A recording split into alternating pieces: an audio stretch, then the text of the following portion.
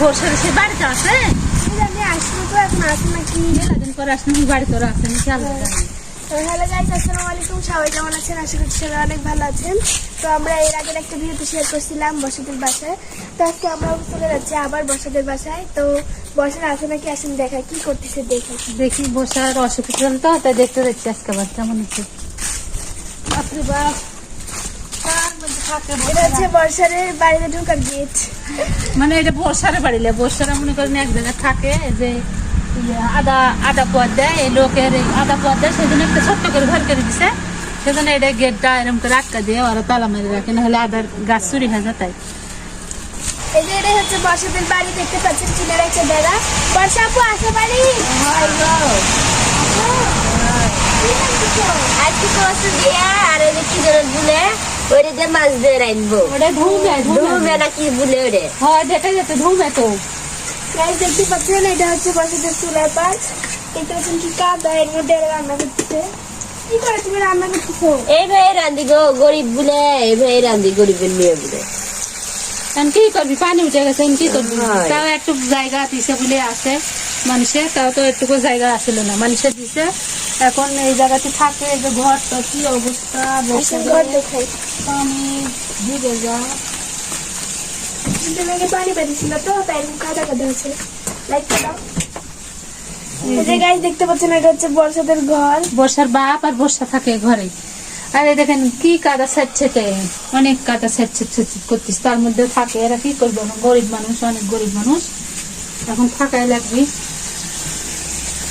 চুলা পাড়াতে কোনো প্রশস্ত নাই, না গো না, টয়লেট নষ্ট হয়ে গেছে। তার তাবু চুলা ওই চুলা চুলাটা বানাইছিলাম। ওই চুলাটা আমি কিনে লাইছো লিয়েছে, অনেক জানদার জায়গা নেই ঢুকে গেছে, সেজন্য আমি দিয়ে দিচ্ছি যে তোমরা লেগে বাড়িতে রান্ধো। তা আবার চুলাটা ভেঙে গেছে। চুলাটা আমার বাঁচিয়ে গেছে। চুলা এখন জ্বলতেছে বর্ষা, তাই তো হয়। লাগা? হয় আমরা তোমার বাড়িতে আনো, আমরা খাদ দেবে না। হয় দিব তো বসে তোমরা। বসার তো জায়গা নাই, জায়গা মানে বসার মতন কোনো জায়গা নাই, আর পরিবেশও নাই ওরম বসার মতন। তো গাইস দেখতে পাচ্ছেন এটা হচ্ছে বর্ষাদের চুলা পাড়, এটা বাড়ি। আপনারা দেখতে পেলেন যে বর্ষার আসলে কোথায় থাকে। তো সবাই একটু বর্ষাদের জন্য বেশি বেশি দোয়া করবেন। দেখতে পাচ্ছেন কি কষ্ট করে রান্না করছে। কি যে রান্না হবে রে বর্ষা? রে ধুমে কচু আর মাছ। না মাছের কথা করছে, কি মাছ দেয়? রে বাটা না কি মাছ বলে।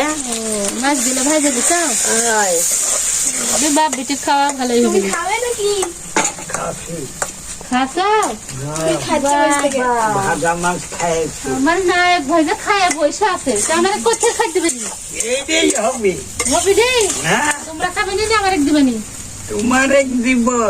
তোমরাই খাও, তোমরাই খাও নাই, তোমরাই খাও, আমরা তো যাই করে খাই, তোমরা তো আরো পাই। কালকে চুলে জ্বলতেছে না? জ্বলা অনেক জ্বলা। বাস। আবার ডুবে। বাপরে বাপ, কি কষ্ট করে রান্ধে বর্ষারা, অনেক কষ্ট।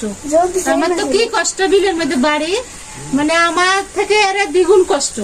তো গাইস আজকের এই ভিডিওতে আমি আপনাদের দেখাতে চেয়েছিলাম যে আসলে বর্ষাদের বাড়ি কেমন, তারা কোথায় থাকে।